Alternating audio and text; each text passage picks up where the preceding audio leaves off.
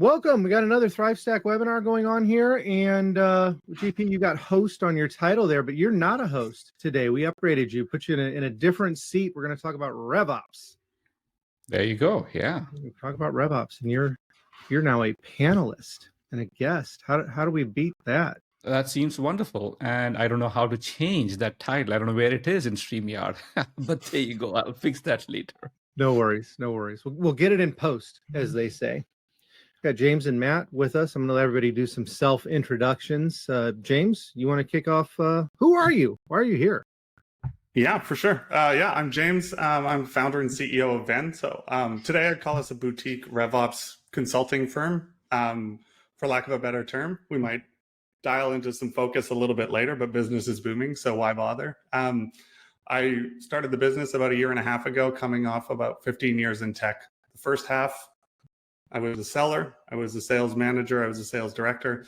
The second half, I was like, I'm not going to be VP of sales. I am going to do the operational stuff because that's what I like doing. Just came to a point where I developed enough experience to give me the confidence to run my own business. So that's what I'm doing today, and that's who I am. Very cool. Mr. Matt. Awesome. Thanks, James. I think we're in a similar demographic for who we're serving today. I'm Matt. I come from a decade of primarily revenue-focused experience. So started my career on the real estate side of things and then merged into SaaS, now firmly in RevOps. I think RevOps as a whole is kind of like bringing together marketing ops, sales ops, what people think of as standard operations, but I've really loved it. I've been serving clients recently. We're as B2B Catalyst, we're kind of like a go-to-market execution firm. So it's everyone from early stage SaaS all the way to publicly traded companies. And it's been enjoyable seeing how strategy is deployed and customers are ingested in the pipe for so many different orgs. So really excited to talk about it a little bit more today. I think I'm going to circle back to you first on answering that question of what is RevOps. But GP, welcome to the panelist floor. What motivated you to want to be a guest this time around? What do you want to talk about with RevOps? How are you RevOps? Yeah, first of all, your beautiful faces, all of you, Matt, James, and Peter. I could not leave that behind. So I'm Guru GP, CEO of ThriveStack. In my previous career, I had employed RevOps teams to help accelerate and figure out how we can maximize revenue. In today's world, I'm building ThriveStack, and I notice a very interesting trend: the change of the PLG plus SLG model is changing the whole RevOps world as well. So I'm here to learn as much as to maybe contribute a tad bit. But Matt and James have been in the RevOps space quite longer than I have been. I have a very pole position on how PLG affects this entire business, and it's going to be a wonderful journey today. Okay. All right. So let's just dive in. Let's keep this quick. Matt, you had started saying that RevOps is everything operational in a business. Do we need you want to backpedal that or open it up for us? Yeah, so I think it's evolved, especially in the last several years. So, I mean, we've undergone as an industry the growth at all costs model down to being much more efficient. And I think that that's come with a lot of factors in trying to merge several jobs that used to be separate in their own right. So sales operations, marketing operations, especially with leaner orgs, you're looking at reporting to a CRO, being under the RevOps umbrella. I think that also encapsulates a lot of your standard operations job duties. So that's, project management, that's getting alignment between multiple teams, and that's just keeping things on track, right? So a large part of that also comes with taking jobs that have traditionally been in other avenues. I think enablement probably comes to mind as like the largest form of attrition into the RevOps umbrella. I actually went to a sales enablement conference earlier in this year, and it was a different tone than what I've sensed in other more emerging groups of people where enablement roles have kind of decreased and kind of have gone to the wayside, where people are now being expected to do that in addition to other parts of RevOps work, wherever they might plug in in that. And, it's a broad term, right? So it's a lot of pieces of the puzzle there.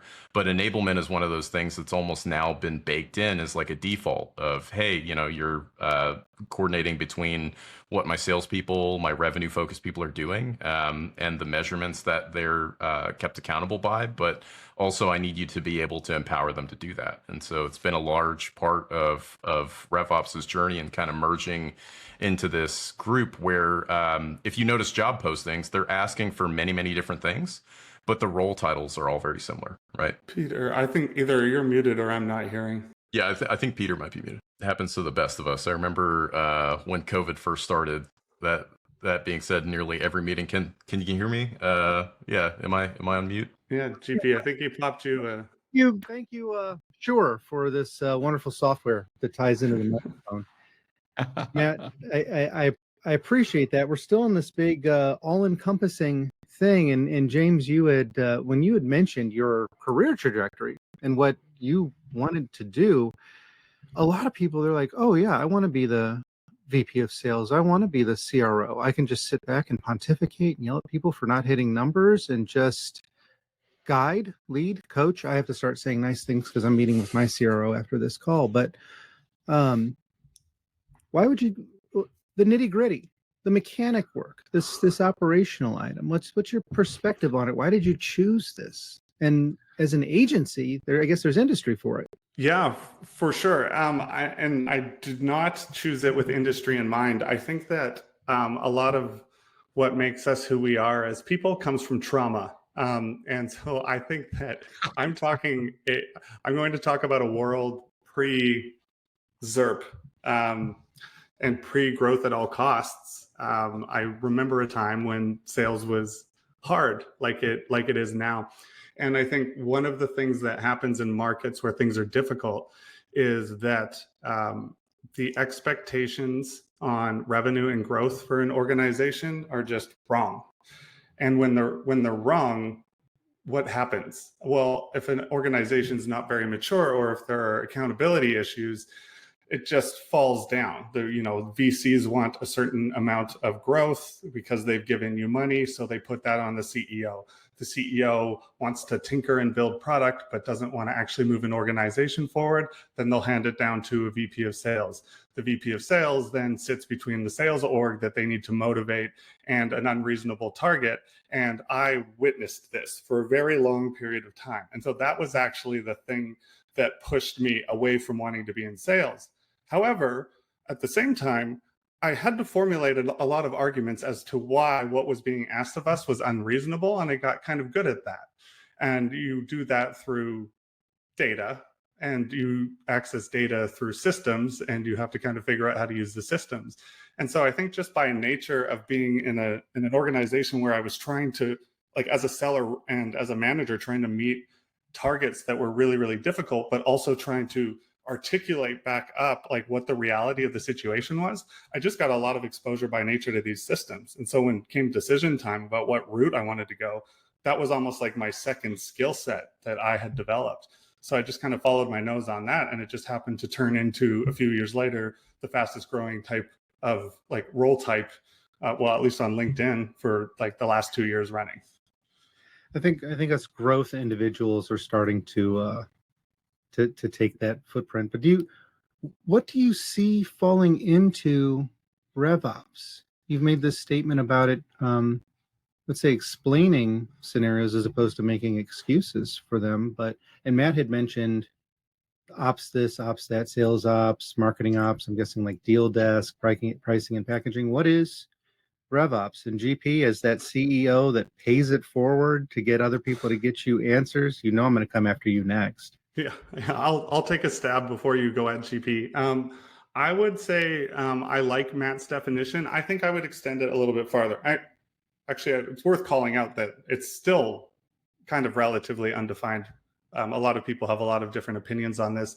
I think the breadth of RevOps starts at the very, very top of the funnel.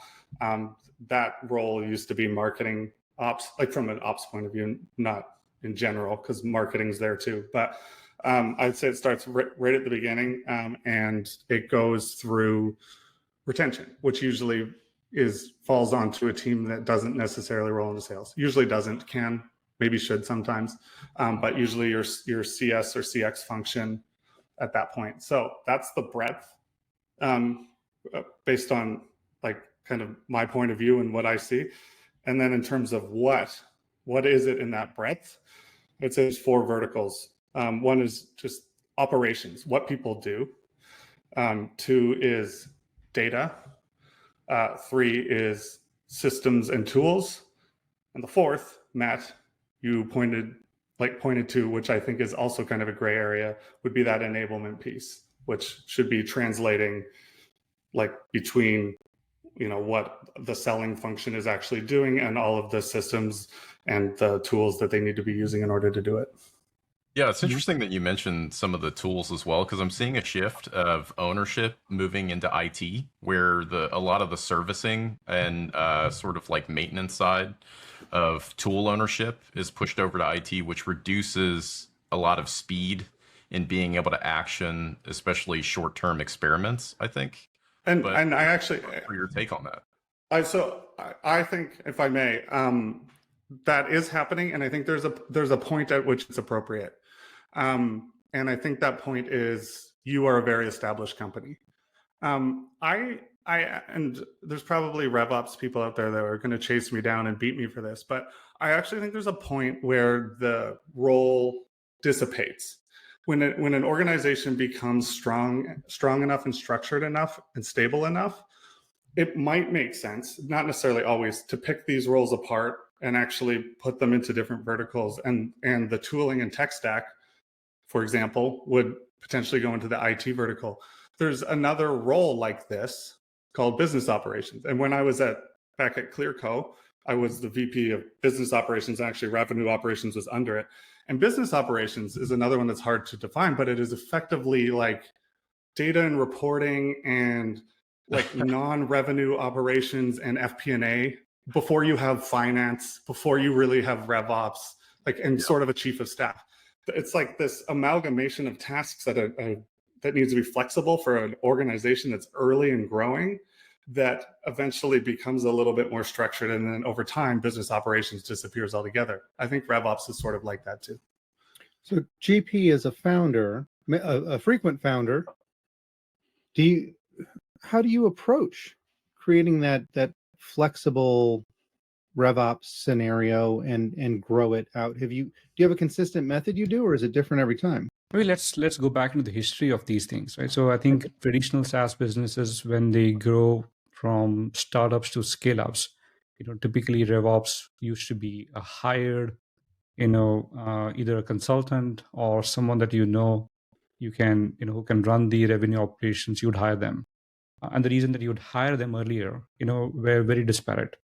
One for sure is that the traditional SaaS businesses were sales-led, which meant that enablement functions for sales was very important. Sales was the one who's going out to the field, figuring out how to sell, what to sell, whom to sell, right? And all of these enablement functions were towards that. But sales would only cut the deals and then go to the next one. So who's going to go measure the efficacy of the deals? What's going to be the cost of acquisition? What's going to be was that a optimal revenue, for that particular deal or not?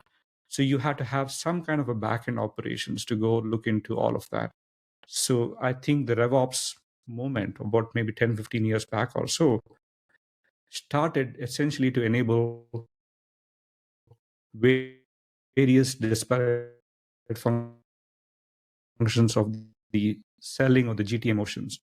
I think there was earlier the marketing op, making sure that the kinks of the marketing is done well, right? All the way from visitor to lead generation. Then there was a sales op, from the lead generation to, how do you close the deal, right? So, and all the enablement functions, the data, the analytics, the efficacy of the deal size, what's the, ACV, LTV at the customer level, and so on and so forth. But I think over time, these models have slowly started changing. I think in the last 3 to 4 years' time, you've seen a rather, a continental shift, if you will, in terms of how the SaaS businesses were run themselves. Instead of being sold at number of seats, per license deals, instead of making it like a very subscription-based revenue, where the sales guy would say, hey, this is my value proposition, take it, and you have so many seats we can give you by an ACV, like an yearly deal. From there, it has now started going a lot more product-led, where the users are coming to your website, maybe to your marketing channels, your digital marketing, or maybe even to marketplaces, and they go click, sign up, and try. The sales enablement now cannot be after you grow. It has to be before you even sell, starting to the customers. So I think there's a shift, there's a market shift and I think that's probably a huge opportunity. I think James and Matt, especially with Matt, with B2B Catalyst, working with startups to scale ups, you have an opportunity to go figure out how do we enable them not at the time of their growth. Typically RevOps was done only at the time when you're growing, and now bring in RevOps. Instead of that, it has left shifted. How do you get to even the first 5-10 revenues?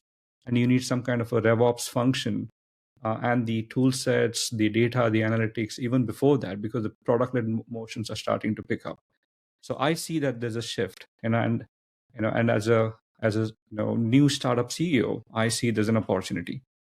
Right, that opportunity lies in figuring out how do we bring the GTM engine from the sales-led side of the business, which is typically on the very right side of the spectrum, and growing it by left shifting it to the product, to engineering, a lot more closer to the product side rather than closer to the sales side. I think that shift is an opportunity. Peter, maybe that's my pole position, that if we left shift that, we can actually maximize all of that. I like how you always try to start fights by saying stuff that people agree on silently. So we'll go with that. But you kind of alluded to RevOps can come later these days. Is RevOps square one? I'm seeing a nod out of you, Matt. Do you want to lead on where should RevOps fall in your conversation? Yeah, I mean, that's a great question. I don't think that it's like it's going to be anywhere close to your first hire, especially if you're scaling as a founder. I think so GP's onto something with that. Yeah, All right. I think ideally you're trying to get results on the board first before you try to find any correlation. And so that's going to be, starting from scratch. That's going to be your communities, your network, trying to get some initial traction, trying to get thoughts of why people care about your product, what it solves. Is it truly a need to have? Is it a nice to have? Who are you building for? I mean, you're starting up a lot of things, right? You're starting up your product roadmap.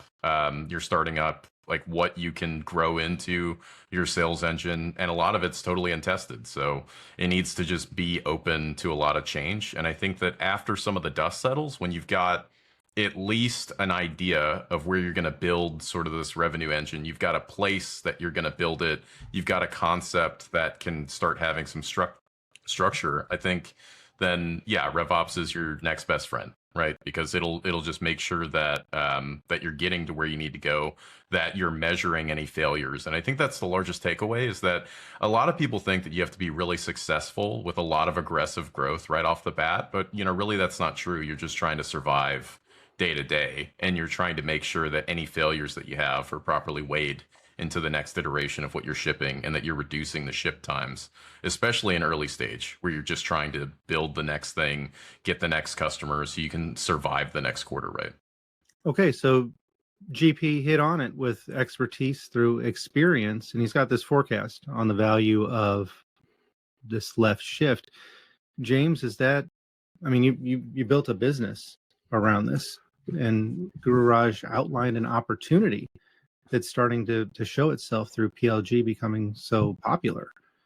What's your feedback on that? Somebody like me that does PLG and honestly didn't know, I still don't know what RevOps is. You guys have not given me a clear answer. What's it look like for someone like me? So I think one thing that I can say that'll answer everybody's kind of points of view here is you at least need it before you take your worst BDR or your most junior marketing person and say, hey, configure a CRM for me. Okay.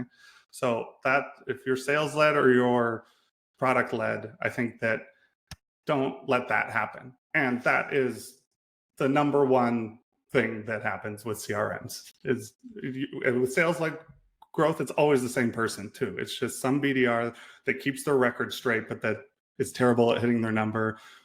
The VP of sales or whoever's leading sales says, you're good at Salesforce, you should run it. I think that with product-led growth, there is an opportunity. I agree. And I think that there's a huge risk to actually not having good systems people. So it's a little bit, the RevOps person could take a little bit of a different form in product-led growth. I think in sales-led growth, you need somebody who can do some of the technical work, like your first early RevOps hire, somebody who can do some of the technical work, but that really understands the motion.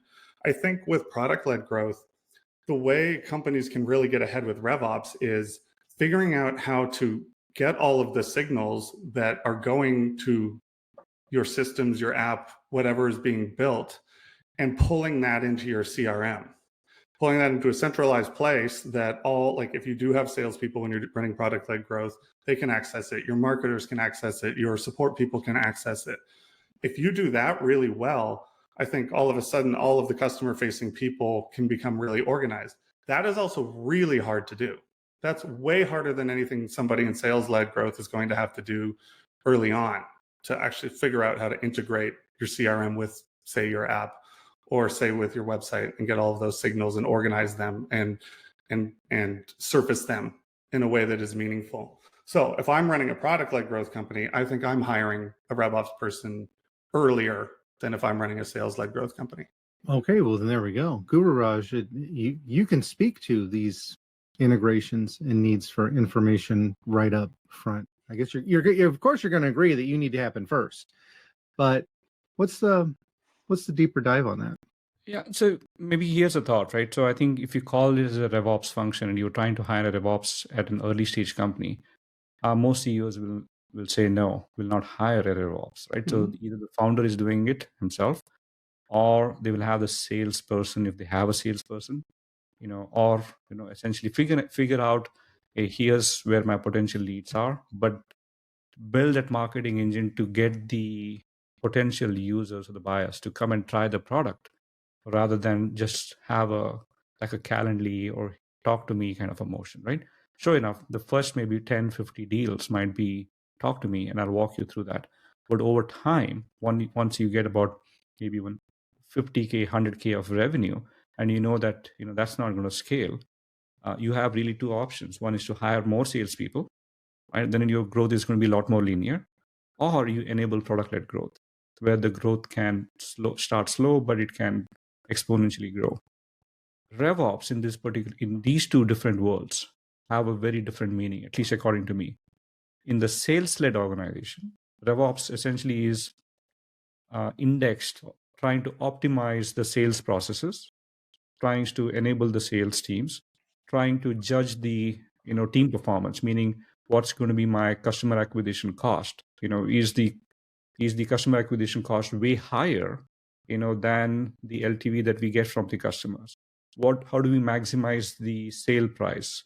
Do we need more customers, less customers to be able to go get the S&M budget and the CAC appropriately indexed? That's a very different problem to solve. That's been the traditional RevOps problem to solve. Maximizing the team performance, maximizing the sales process, or enabling the sales processes, providing the tools, the use cases to the sales team to go sell, to a specific ICP. That's been the relegated positions of RevOps, in a sales-led growth. But product-led growth changes quite a bit. You have to do it a lot more earlier on, even before maybe the first 100K deals itself. And much of that, as James is mentioning about, is signal-based. And it's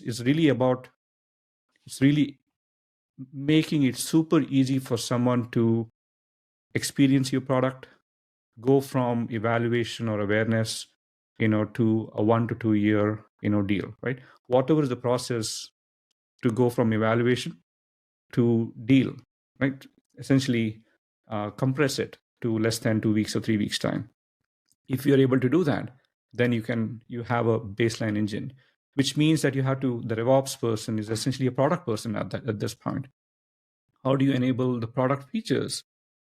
Bring them the right experiences to the end user so they understand the value of the product click the try, click the buy process, rather than have enabling the sales team. Now that particular person, if it is a person, if it's a role, is enabling the product team. I think about it in this particular way. This is how the marketing messages should be.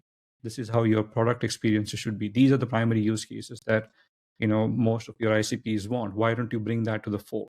So much of that is about value realization early on, rather than focus on the GTM team enablement. I think that is a market shift. The shift where RevOps as a concept is not enabling the sales and marketing only. It's enabling the entire ecosystem, which really starts with the product. In my opinion, that is a change. There's a change in, typically a RevOps person would not wear a hat of what's going to be the pricing, right? The sales team would call out the pricing, but pricing is not transparent. Sales team will go to customer one and say, hey, for you, it's going to be $1 million a year. For the second, it's going to be 100K a year, right? And it might be the same deal size. It's based on various things. But now, if it's product-led growth, pricing becomes a lot more transparent. How do you maximize on that particular pricing? So, if you don't have a RevOps person thinking about product and pricing and packaging at the very beginning of the stages, how would you maximize, your revenue? So I think there's a change. There's a change in, businesses thinking about RevOps in a typical traditional sales-led business, which have crossed $1 million of revenue, and you hire an external RevOps person to maximize that and get to a growth function, versus bringing in a RevOps kind of mindset early on in the product-led journey, and then enabling the product-led to a sales-led or a product-led sales journey. I think that foundationally is very key. If this particular person comes in and say, hey, I will help you get to a first $500,000 to $1 million revenue on product-led, bring in those signals and enable the sales team to upsell or larger conversions, to be able to go reduce the churn, bring in the CSM team to figure out why people are dropping off and have conversations with them. And that becomes an enablement function. I think that's where the RevOps potentially could go, but I'm not sure whether that's where it is growing. Maybe Matt and James can maybe chime in. Well, I think the reason that it might be a little bit confusing is just because you're talking about, like, SaaS is such a broad demographic. I think there's a lot of other things that roll up into that and business models that are unique to each org. I think fintech is really interesting as an offshoot for SaaS products, where you have your end users, but a lot of monetization comes not from those end users, but in partnerships that they have or other relationships that are external to just you as an org and then them as an end user. And then trying to figure out, okay, how do we enable growth in that? What does that look like? And some of the journeys are totally different, along with some of the role assignments. And, if you're doing a land and expand and you're having CS or AMs have a lot more conversations, and that's where a large portion of your low-hanging fruit revenue is, versus a partnerships motion. Or in some cases, I think it's really interesting. I've seen sales-led orgs collapse into product-led orgs, where the product roadmap has failed to be competitive in the existing market. And so salespeople and the motion to look at enterprise accounts and the 9+ months of a deal cycle is way too expensive. And it has to be broken down into, what can we do today? And usually that turns into white labeling, an integration motion, some kind of partnership or upsell motion where they expand on existing relationships. But I've rarely seen, actually have not yet to date seen, a real live example of a product-based organization that collapses into primarily being sales-led. So I think it's an interesting distinction, especially with what you mentioned in kind of developing that user journey, right? You must be working with good companies, because that's what happens with a bad company, is that starts with product-led growth, is that sales becomes a last resort, inappropriate, ineffective last resort. But I have seen that, where they collapse into sales.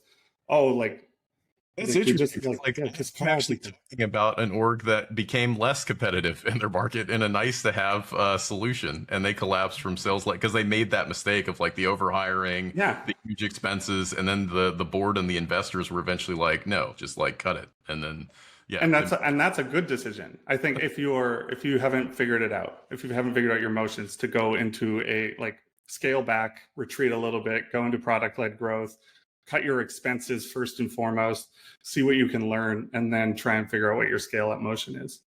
But I think if I may, on this entire topic, I actually think there is a lens that we're not taking at all, which I actually think is a microcosm of one of the biggest problems in all of revenue generating, like I guess operations at period, from salespeople to marketing people to RevOps themselves, which is we're not actually talking about the customer.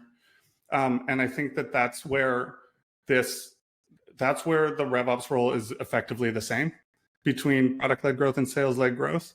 And like, because we're talking about very different skills on the product-led side. Say you need to figure out how to basically data architect your CRM to pull in signals to enable a product team. On the sales side, we're talking about enabling a sales function to do their job a little bit better. But what we really should be doing is enabling the customer in that natural motion that they take. So the customer goes from not having ever heard of you to hearing about you to making a decision to engage with you to engaging with you to seriously considering working with you to becoming a customer, and then retention, right? That motion should in some way be natural, right? It's you have a particular customer type, you have a particular product, they have a particular problem, hopefully, if you're doing it right. And the solution to that problem should come into play at a natural time. And I think that it's what a company needs to do, not just a RevOps function, is figure out how do we accommodate this natural motion and assist it and make it faster and make it better for the customer. That's when you actually solve for your revenue goals, right? And I think that if we focus too much on, hey, as RevOps in a sales-led organization, I need to make sure the CRO is as enabled as possible, or I'm RevOps in a product-led organization and I need to make sure the chief product officer is enabled as much as possible. I think my job is actually to say, hey, our customers behave this way. I think that we should make these business decisions accordingly. And that might mean product-led growth is inappropriate and we would be better off with sales-led growth. It might mean the opposite. It might mean some hybrid. It might mean we don't have product market fit at all. But that's where we should really be looking for answers. That makes a lot of James, sense. you are onto something, right? So maybe let me ask this of you. You've been building When Studio. In your experience, have you seen the first one happen the most or the second one happen the most? Let me maybe explain what's the first and the second. The second is where there's a sales company, a sales-led company. They hire you or some RevOps person, say, hey, I'm now at a point where I can actually go scale. Help me understand, these things. And, you go in or somebody goes in there and then now trying to figure out how does the customer buy, how many seats they buy, what's the customer acquisition cost looks like, what's the retention rate looks like, is the NRR, higher than 100% or lower than 100%, meaning are they, are you retaining, are they paying more year on year or not? Getting to these baseline metrics, is a lot more easier, if you have, like a NetSuite or some other tool sets, which is taking all of the data, you run some reports, there are a lot of Bear metrics and SaaS Grid and so many other tools available right now.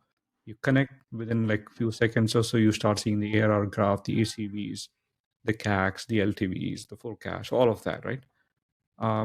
Deploying that, typically becomes the first part of the RevOps challenge. But the insights, have you seen that you take these insights to the board and say, hey, you know what?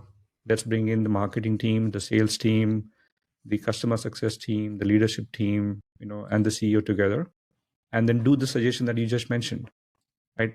For you, sales-led business is not doing well, right? Your customer acquisition costs and the payback period is so damn high right? That and you add more and more to it, you will eventually die. And this is when, 2 years down the line, this is when your death will happen, right? So projecting when will the company Yeah. die versus changing that, hey, now you have an opportunity at hand, go build a better business model, and that's the second part. Do you see the first part more, wherein a product-led growth is saying that, hey, you're now coming to a place where you're selling, or not selling appropriately, but your sales deals are now barricaded by customers having conversations with you because they don't buy until they talk to you because your product is not good enough. It's not simple enough for them to go and do it. Stop your product-led motions, start your sales-led motions, because regardless, your customer acquisition costs are still high. You don't have a sales team, you don't have a good CSM team, you're overly relying on the product to pretty much sell by itself. Don't do that. So which of these two, like, differently placed businesses that you see more often? Please say. So, yeah, I can answer that question. The one piece I'll take out is that it's not necessarily a sales-led or product-led growth motion that leads to either of those outcomes.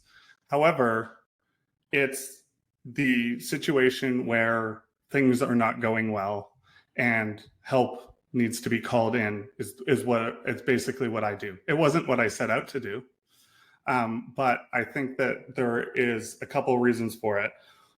One, I'm happen to be experienced with a company. Like I grew with a company from 30 people to 600 people. Like I've seen that growth, and I've encountered the problems associated with running a RevOps function and being closely aligned with all of the executive stakeholders in a revenue org at that scale and from very little. But the second is the market. So the market turned. I think it's getting better, but it like we all know what happened. COVID hit, everything dropped for a second, then everything went bananas. Zero interest rate, cash was really easy. Customers were buying because they had money. They were buying things they didn't necessarily need. Things got bad. CFOs came in, things churned, and all of a sudden we had a bunch of companies that had, in a lot of cases, lots of cash, but in some cases not very much cash, huge sales functions, or overinvested in other things like paid marketing, and no product market fit, because the product market fit was an illusion that was created by the fact that so much money was moving around. And so what I see often is people being like, what happened? Our revenue just dropped off entirely. And what's wrong with our model? And I think that it's the problem is deeper than it was the product-led motion, the right motion, or was the sales-led motion, the right motion. The problem is you do not have product market fit. And that is a huge problem. And I'll give you an example.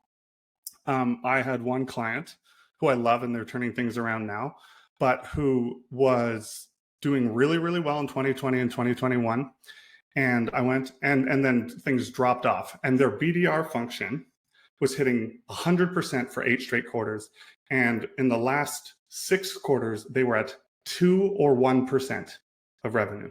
2 years before that, they were nailing it. What was true in those 2 years? They were when money was good, and the founder was running all the deals. And the founder was doing a lot of those deals through the VC network.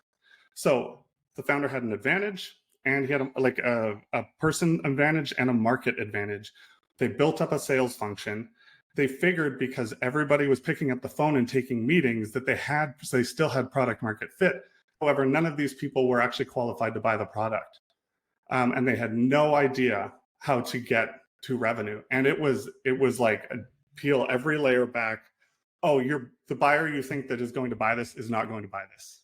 Like you need to rethink some really core things here, because sales led or product led is not going to help you right now. You need a new product strategy or a new product. That's a tough conversation to have, James. And I'm curious how you approach that with clients, because that's one of the things that I've noticed is a disconnect in teams, especially when they seek consultancy advice. Is usually it's on the request of some of their investors or the board or someone that wants to see a third party with a different narrative. than what the executive team is providing. And it's not necessarily their fault, but usually they're trying to solve a lot of these things and they're, coming with similar problems. And no one wants to approach the elephant in the room if that's what it is, where they don't have product market fit. And usually it's been pointed at for months and months where, just the reporting shows that, the drop off shows that. And it's this sobering conversation of, we need to make drastic changes and we need to make them with a sense of urgency, and they're going to be hard, right? So how do you typically see that conversation, and especially GP, if you've had experience just in the rooms, in those conversations, or with people in your network that have had to have those conversations, what does that look like on their end? Yeah, maybe I can go first. Maybe James can add later. I think that's a very, it's a conversation that can sink your drive.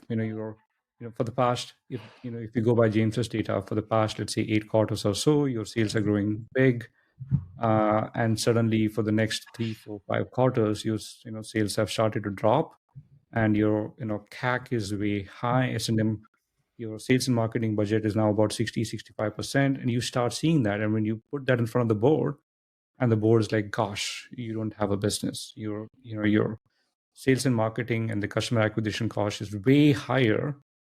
You will never be profitable in this particular case." There are telltale signs much before a third-party consultant is brought in. Unfortunately, most of the Series B, Series C, Series D companies out there right now have been in that motion of growth at all costs, right? They have, I think what Matt, you mentioned, they've overhired sales and marketing. They're spending on Google ads or paid marketing. Sure enough, they could have shifted away from Google ads to LinkedIn ads, or from LinkedIn ads to Instagram ads. Doesn't matter. They're still spending way too much on ads. It's very unsettling at that time, right? I think, the two of you together or separately have a huge business opportunity to go and shake the boards across all the Series B, C, D, E companies that what you're doing is not doing well. Here are the metrics. This is what you could potentially do. Even a baseline strategy or a week or a 15-day engagement is a land deal for you guys. Run the numbers, suggest something to get in, and say, "Hey, you need to shift your business. Here's my recommendations. You take it or leave it. If you need me or some other teams to go help you, but I think they need help." Most of these companies would need help. Not so much as should you shift from product-led growth to sales-led growth or the other way around. Basically asking the question whether your product has a value, whether your company has a value. Do you even have a market, right, on what you currently have? I think those are very unsettling conversations, and it does not come from within the team. It really does not come from the team. Most of the team would be, I'm going to go, I have budget, I'm going to go at it. So sales and marketing will come back and say, I need more budget, because in the past, I got this budget and I could do more. You reduced my budget, which is why it's suffering. So you will hear things like that at the board, right? Marketing will say that, we need to do more events, spend 50K, 100K on various events. I want to go do this at AWS reInvent or RSA or some other, place where you want to show off your goods. All of that becomes such a large expense that, there's no acquisition coming in. Acquisition is not coming in at the rate at which you are trying to increase your sales and marketing. And my worry is that growth at all costs has been the trend and will be the trend for the next maybe 2-3 years, either until VCs, stop, focusing on, hey, grow, take some money and grow. Until that particular siphon of money slows down and say, instead of growth at all costs, I'm going to value your business, at net revenue retention or GRR, or I will value based on, your profitability or, free cash flow or something of that sort. Until that happens, this change is not going to be, pushed down to the companies. This will still stay very high unless either the founders themselves will say, I'm not going to take money, from the VCs.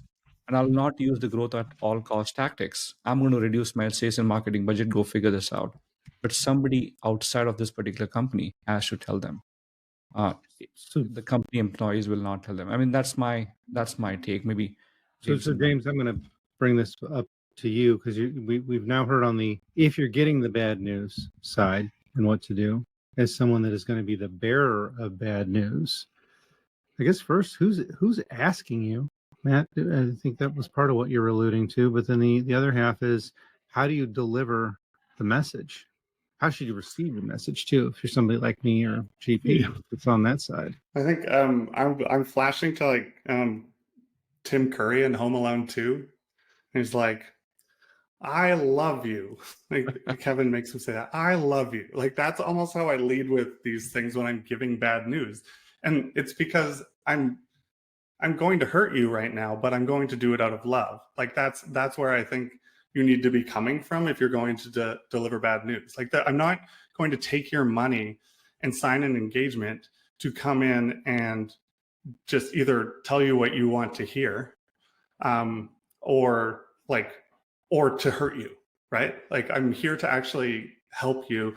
And I think helping people understand what the problems are and giving them a perspective, even if they disagree with you, can usually be appreciated. And so I typically don't have too much trouble with that. I think where I run into problems, I'll give you an example, is my stakeholder. I was working for a company that kind of had two sides of the company and the CEO oversaw both. And so my stakeholders were the heads of one side of the company. And I delivered a set of recommendations to them after an audit I ran. And one of the recommendations was, you have a 90-minute meeting with 9 senior people in it every single day, and you are suffering on activity and the amount of time you're spending talking to customers.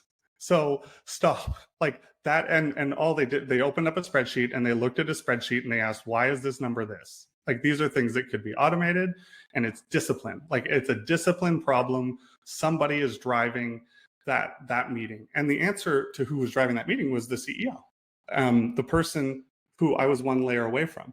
And so I gave them 8 recommendations. I remember this. And the very last recommendation was, this meeting is outrageous. You're taking 20% of your like entire sales function's time to do this every day. And it should be a report that takes 30 seconds to read.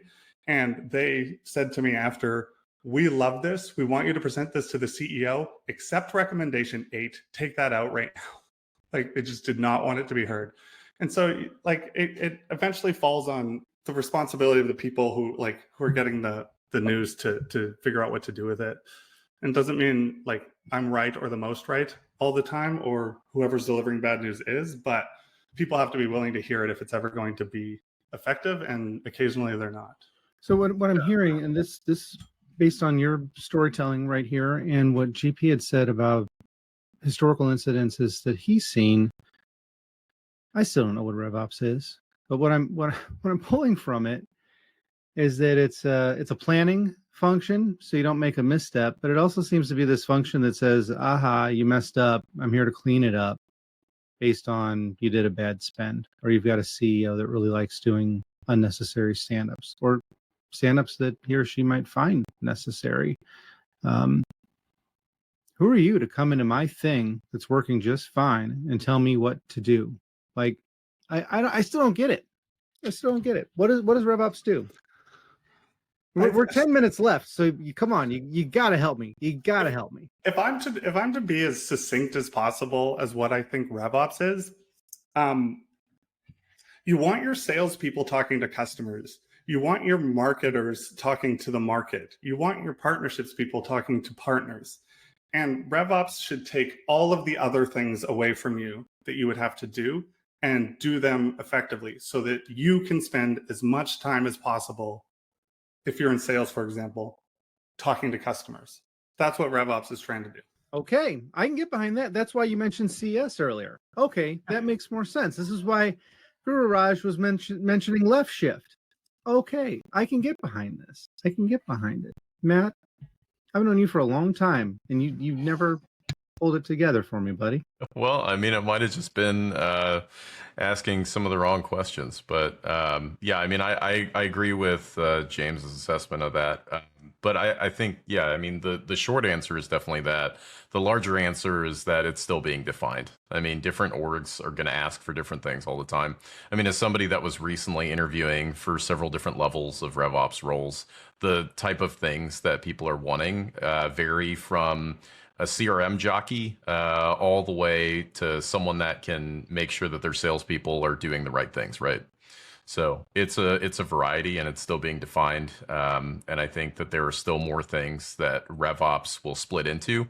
Some of the existing monikers, or some of the newest monikers on the horizon, are like GTM Ops has seen more popularity, and I think with some of the split into ownership of tools being left to IT, that will narrow that down in a couple of years a little bit more for sure. So that homogenized and amalgamated form of role, this speaks to, James, what you had been saying earlier about RevOps is a little bit of everything until you grow to the point where pieces are fractioned out. And Matt, you as a job seeker, you've seen all these different scenarios. Like, if somebody wants to get into RevOps, number one, what type of person should they be? And number two, like, what could they see as an honest role? Because none of us want to sign up for doing the work of 5 and never being able to succeed. Yeah, James, you probably have a different answer to this. I mean, all three of us probably do GP. James, myself, I'm going to be biased, and I'm going to say that coming from sales and being successful at sales is going to be great experience to be able to lead with the role. I think what I've seen as a disconnect from people that come in from a data pipeline is that they're great at, like, running SQL reports, interacting with the BI tools, doing automations. I mean, make.com is their best friend. But at the same time, it's the why. Why are they doing it? And I think that the X factor for a good RevOps person is that they're always looking for the next thing that they could do and iterate on, that they're not being force fed. And the success of the job is not just following a job descript. I mean, it's always going to be iterating and filling in the gaps of the org, and you have to be able to sense that natively. And I think from a revenue related function, and this is the same pipeline a lot of CROs are born with, or born from, and VPs of sales, is going to be the revenue related function, where you're quota carrying, where you've had to hit these hard expectations, and you've had to calculate a lot of your top of funnel activity into results that actually end up paying you and hitting your bank account. But you're just growing into that as you excel in leadership and doing that for a company at a larger scale, where there are a lot more variables and a lot more people, right? But with that innate experience, you're at least familiar with, where do I cut down on excuses? Where is it truly a discipline thing? And where is it just my people not being given the things that they need to succeed, right? And James, that's kind of how you got into this mess, isn't it? Yeah, and I couldn't agree with Matt more on, I think what makes the best RevOps person is frontline experience. I think I might extend it to a frontline marketer. I think could also make a fine RevOps person. And on my team, I have somebody who was in CS for years who's just terrific. But that sort of frontline experience as a user of tools and as a sort of stakeholder to RevOps is super, super valuable. I think there's a couple other traits that make up a really good RevOps person. One is broad thinking. You have to kind of be able to zoom out and see things from end to end and figure out what actually is the priority. And that leads into my last and most important trait, I think, is backbone and stakeholder management. I think that too many RevOps people are so smart and so skilled, but not good either with people. And I don't mean like are unlikable. I mean, not good at dealing with difficult stakeholders. And I think the result of that is typically, that's when you get these jobs that are too broad, or when RevOps people are like, hey, I got fired because I was being asked to do too many things. And I think in some of those situations, you're dealing with an unreasonable organization. And in other situations, you probably said yes a lot when you should have been saying no, and you probably could have saved that. So I think having that is what's really important for a RevOps person. I think if you're looking for a RevOps job, I think you're looking for somebody who's looking for outcomes, not necessarily looking for somebody who has 9 things they want you to like be working on at all times, because outcomes can come in a lot of different ways and not necessarily the ways that who's hiring you thinks. So if you can take that broad lens and come and say, I'll look after you, just don't tell me how much of my time should be configuring the system versus running analysis versus doing research, etc. That's what I'd be looking for as a RevOps person. So Guru Yeah, I'm always Raj, interested go ahead, Peter. Guru Raj, on a founder-led mindset and talking about hiring RevOps early, is RevOps really DIY, or do you need that backbone person that James was alluding to? I think it's both. Maybe there are three things that one might need. One is the leadership does not get the data that they want, right? Which is why maybe the word ops is there as part of the RevOps. It's bringing the data to the fore, but that can be taken care by somebody else, right? We don't need necessarily like really, like a strategist kind of a person to come in and, build all of your operations, tooling, bring all of the data. That can be done by either an IT function or, some low cost function. A lot more tools available now. Say, hey, you know what? I'm going to come in before that, get the data ready, right? And here's a tool. If you don't have it, go deploy it, and I will only be operational once you have the insights. I think what the role should essentially entail is not a RevOps consultant, but more of maximize revenue consultant. Someone on the outside sees things in the inside and tells you this is not going well. The bearer of the bad news is what this person should be. Primarily helping you strategize that this is how you should make money. These are the things that you should do to make money. If this person is an ops person, it's been looked upon as an ops person, then the value of this person really goes down, right? You're now looking at just the data, the analytics, these metrics, these KPIs, these reports, and all of that. Instead of that, if the person's role is using these, I'm going to help you define a strategy, right? And then enable you and your team, and then I'll go away. I won't stay there for too long, but I'll go away because you may not necessarily need me or a dedicated team at this moment. What I see on the other side, what happens is teams are coming in and pitching RevOps as a service and say, I'm going to go deploy one or two people to help you all throughout, right? I will help you do this operational. I'll help you do these things. Instead, the role should be a lot more value-based. I'll enable you to get the data, but I'll come in on a regular basis, maybe on a baseline retainer, maybe something of this sort, wherein once in a week or once in 2 weeks, let's review the data together. You can send me the data or let me have the access to the data, and I will report back not just to you, but to the entire board or the entire leadership level. Right? What I see that RevOps teams, when they are brought in, they are only reporting to the sales, or they're reporting to some kind of a business operations, right?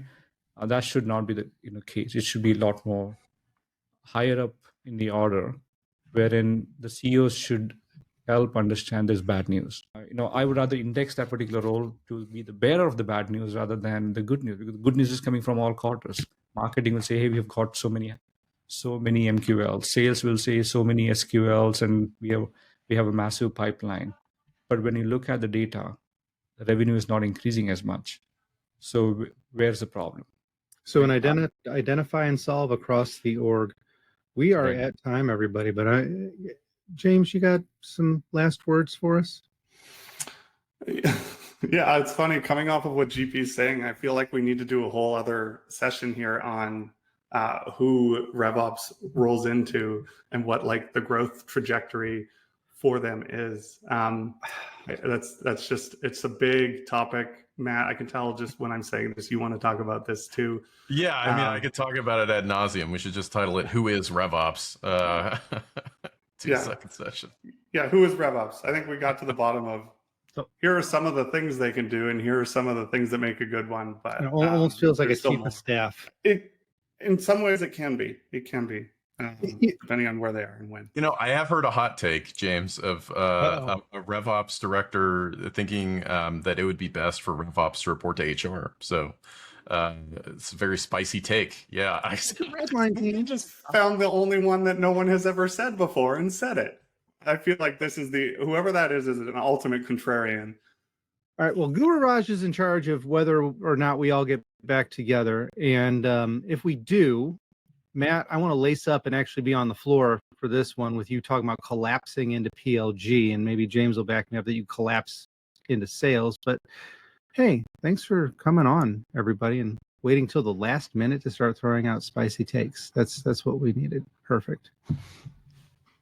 I love it. It was Thank you, great. gentlemen. It was wonderful. We should probably do, as Peter says, we should probably do go a lot more on maybe some more case studies and all of that. But it was wonderful to learn from you guys. Thank you both. Yeah, I Yeah, really it's great. appreciate it. And also Peter, I appreciate you putting this together and bringing me on. Yeah, love it. Thanks, guys.